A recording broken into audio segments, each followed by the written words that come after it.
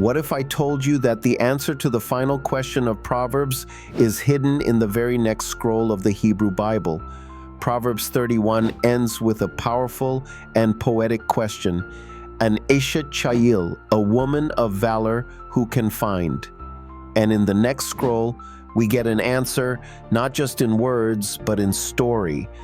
Boaz found her in the fields of Bethlehem. Her name was Ruth. Now, most Bibles today place Ruth after Judges, and that makes sense narratively. Ruth 1:1 says the story happens in the time of the Judges, but some versions of the Hebrew Bible arranges things differently. In the Tanakh, the Book of Ruth comes immediately after Proverbs. Why? Because Ruth doesn't just live during the era of the Judges. She lives out the virtues of the woman of valor described in Proverbs 31. That's no coincidence. It's a deliberate theological placement meant to show us that Ruth isn't just a heroine. She is wisdom in action, covenant faithfulness personified, and providence made visible. Let's unpack that. Proverbs 31 describes a woman who is strong, wise, generous, faithful, and deeply respected by her household and community. And when Boaz first praises Ruth in Ruth 3:11, he uses that exact phrase, "All my fellow townsmen know that you are an Eshet Chayil, a woman of noble character." It's the only time outside of Proverbs 31 where that phrase appears in Scripture. That's our first clue. But there's more. In Proverbs, the woman of valor provides food for her household. In Ruth, she gleans tirelessly from morning until night to feed Naomi. The woman of valor speaks with wisdom and faithful instruction. Ruth speaks with loyalty, humility, and covenant love, what the Hebrew Bible calls ḥesed, when she says to Naomi, "Your people shall be my people, and your God my God," when Ruth 1:16 ESV.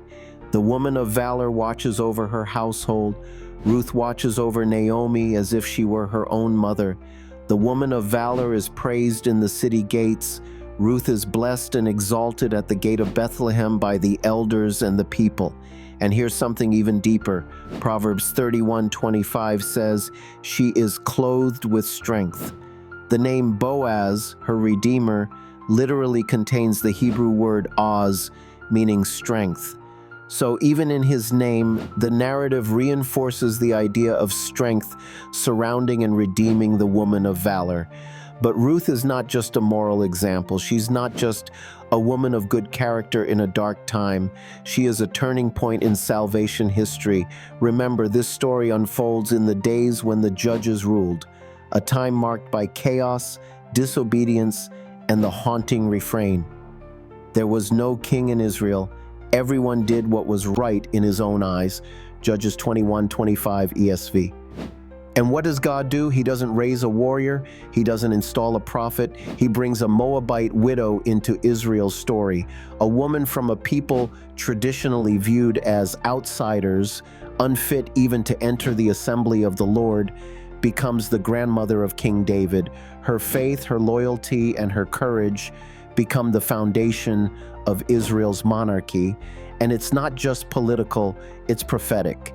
Because Ruth isn't just the great-grandmother of David, she is listed in the genealogy of Jesus Christ, Matthew chapter 1:5 ESV. She becomes part of the very lineage through which God redeems the world. Now let's step back and look at the big picture. In the Tanakh, Ruth doesn't just follow Proverbs by accident. The structure is making a statement. Proverbs begins with Solomon, son of David, speaking wisdom. It ends with a mother, possibly a Gentile, describing what true nobility looks like in a woman. Ruth follows, embodying that nobility in action. And the next scroll is the Song of Songs, a book traditionally linked to Solomon, Israel's royal wisdom figure. In this literary arc, Ruth becomes the bridge between wisdom and kingship, between moral virtue and redemptive history, between Israel and the nations. In a time of darkness, God shines a light through Ruth, not just as an example of virtue, but as a vessel of his providence and promise. So when Proverbs asks, "A woman of valor who can find?" the answer comes swiftly. Through God's providence, Boaz can, and he did, in Ruth. If this video helped you see Scripture in a new light, don't forget to like, subscribe, and ring the bell so you never miss future deep dives into biblical themes and theology. And if you want a detailed written version of this content, including a full chart comparing Proverbs 31 and the Book of Ruth, head over to the blog link in the description. Let's keep uncovering the wisdom, the wonder, and the woven brilliance of the Bible together.